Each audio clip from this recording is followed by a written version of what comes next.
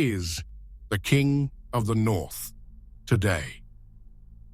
We live in an era marked by global tensions and power conflicts, but what lies behind these events? The Bible, in the book of Daniel, reveals a millennia-old prophecy that describes a struggle between two kings, the King of the North and the King of the South. Who are these kings today, and how will they influence our future? Discover the answers to these crucial questions by watching the first video of this series and prepare to understand the signs of the times. We have never had so much evidence that we are living in the final part of the last days of this system of things. Watch the dedicated video in this channel. Soon Jehovah and Jesus Christ will destroy all governments that oppose the kingdom.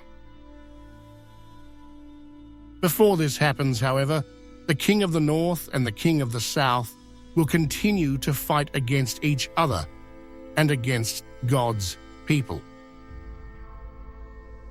In this video, we will examine the prophecy recorded in Daniel 11:40-12:1.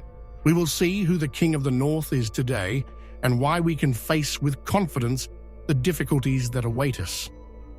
After the collapse of the Soviet Union in 1991, God's servants living in those vast territories received a little help, meaning they had a period of freedom. That was 11:34. So they were free to preach, and in a short time, the publishers in the former communist bloc numbered hundreds of thousands. Over time, Russia and its allies assumed the role of the King of the North. To fulfill this role, a government must 1. Directly influence God's people. 2. Demonstrate hostility toward Jehovah and his people. And 3. Clash with the rival king. Why can we say that Russia and its allies are the current King of the North? 1. They directly influence God's people by banning the preaching work and persecuting hundreds of thousands of brothers and sisters living in territories under their control. 2. Through these actions, they demonstrate that they hate Jehovah and his people. 3. They clash with the King of the South, the Anglo-American world power, in a struggle for power. Let's look at what Russia and its allies do and how this proves they are the King of the North. Daniel 11:40-43 describes the ongoing conflict between these kings. They struggle for world dominance, as seen after World War II, when the King of the South formed NATO to counter Soviet influence. This rivalry continues through arms races, proxy wars, and cyber warfare.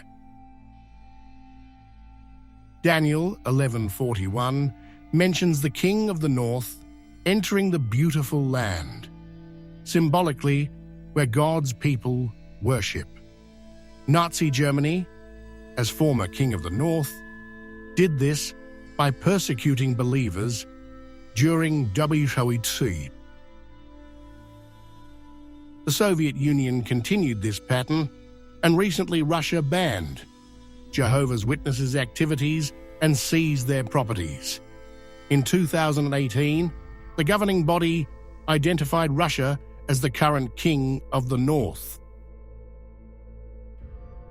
Will the King of the South be destroyed by the North? No.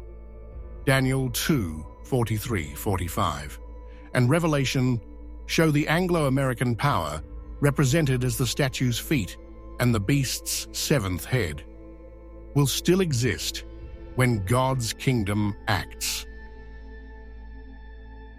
What's next?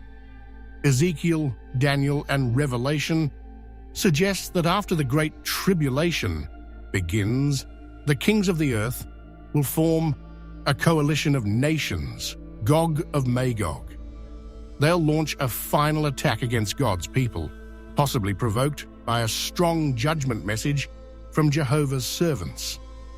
This attack will trigger Armageddon, where the king of the north will come to his end. Dan 11:45. Daniel 12:1 reveals that Michael, Jesus, will stand up at Armageddon, acting decisively during this unprecedented time of distress. Those whose names are written in the book will survive. How can your name be written there?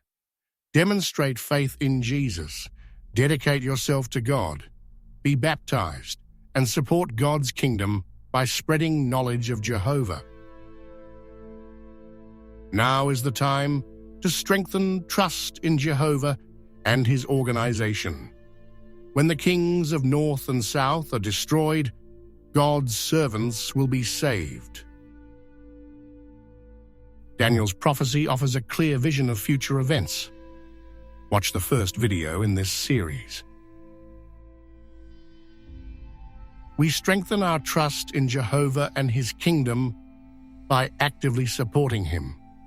Our future depends on our faith and faithfulness. Let us not be intimidated by difficulties, but look forward with hope.